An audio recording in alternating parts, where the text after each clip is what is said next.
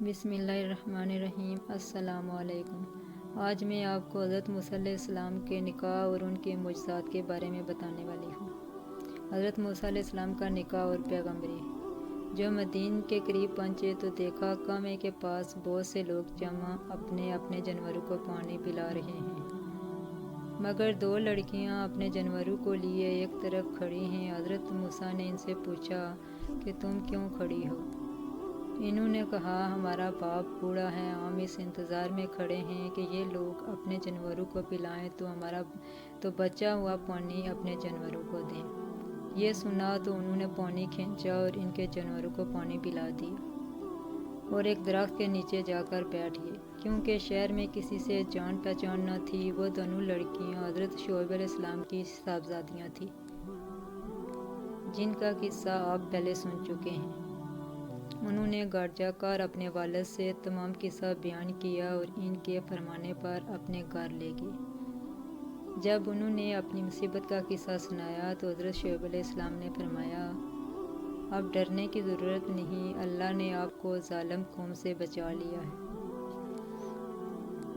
حضرت شعیب علیہ السلام نے ان سے کہا کہ تم 8 سال تک میرے پاس کام کرو اور 2 سال اور ٹھہر جو تمہیں اختیار ہے، مگر میں اس کا حق نہیں رکھوں گا۔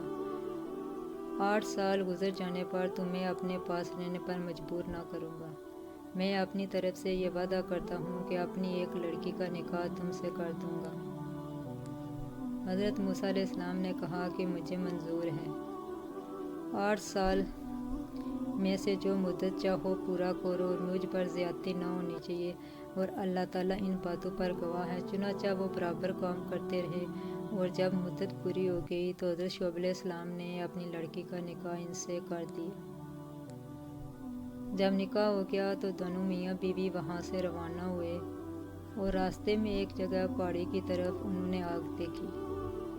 موسیٰ علیہ السلام نے اپنی بیوی سے کہا کہ تم ٹھہر جاؤ، میں آگ لے کر ابھی آتا ہوں، اور اگر کوئی شخص وہاں مل گیا تو اس سے راستہ بھی معلوم کر لوں گا۔ وہاں گئے تو میدان کے کنارے پر درخت میں سے آواز آئی مبارک ہو وہ جو اس آگ میں ہے اور جو اس کے چاروں طرف ہے، تم طول کے میدان میں ہو۔ اپنے جوتے اتار دو، میں بڑا دانائی والا اللہ ہوں، تمام جہانوں کا اور تمہارے پالنے والا۔ میں نے تمہیں پیغمبری کے لیے چن لیا ہے، جو کچھ کہتا ہوں اس کو سن، میری عبادت کر اور میری یاد کی خاطر نماز کی پابندی کر، بے شک قیامت آنے والی ہے۔ حضرت موسیٰ علیہ السلام تمہارے دائیں ہاتھ میں کیا ہے؟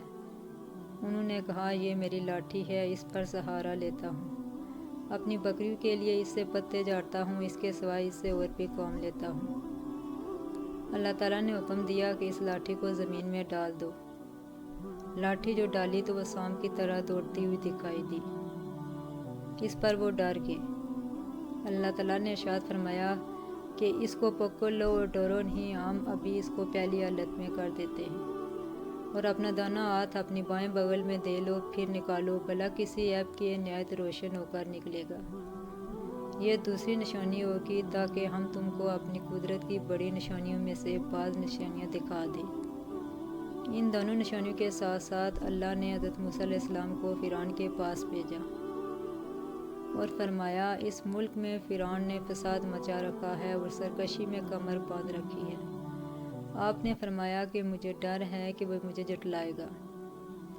میں نے اس کے ایک آدمی کو مار دیا تھا، اب وہ مجھے مارنے کی کوشش کرے گا۔ میرا جی کرتا ہے میری زبان کھول کے لوگ میری زبان سمجھ لیں اور میرے بھائی ہارون علیہ السلام کو بھی میرے ساتھ کر دے کہ مجھے قوت ملے۔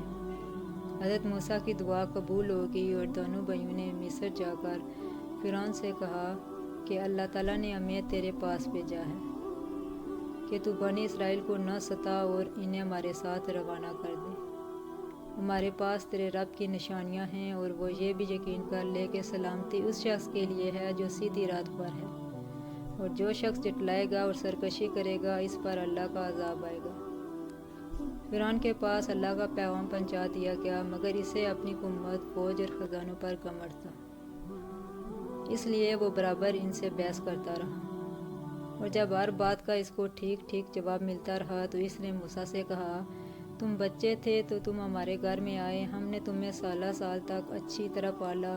حضرت موسیٰ علیہ السلام نے جواب دیا، تو احسان جتلا رہا ہے، پرورش کا وہ یہ نعمت ہے جس کو تو مجھ پر احسان رکھتا ہے کہ تو نے بنی اسرائیل کو سخت ذلت میں ڈال رکھا تھا، اور جب تم نے میرے قتل کا ارادہ کیا تو میں مدین چلا گیا۔ پھر اللہ نے مجھے دنائی دی اور اب رسول بنا کر تیری طرف بھیجا۔ فرعون نے کہا کہ تم نے وہ حرکت یعنی قبطی کو قتل کیا تھا اور تم بڑے ناسپاس ہو۔ حضرت موسیٰ علیہ السلام نے جواب دیا کہ واقعی میں اس وقت وہ حرکت کر بیٹھا تھا اور مجھ سے غلطی ہو گئی تھی۔ فرعون اس بات کو سن کر لاجواب ہو گیا اور بات بدل کر پوچھنے لگا کہ تمہارا رب کون ہے؟ آپ نے فرمایا، جس نے آسمان اور زمین کو پیدا کیا اور جو نہ صرف تمہارا رب بلکہ تمام باپ دادا کا پالنے والا ہے۔ فرعون نے درباریوں سے کہا کہ یہ تو کوئی دیوانہ ہے جو بہکی بہکی باتیں کر رہا ہے۔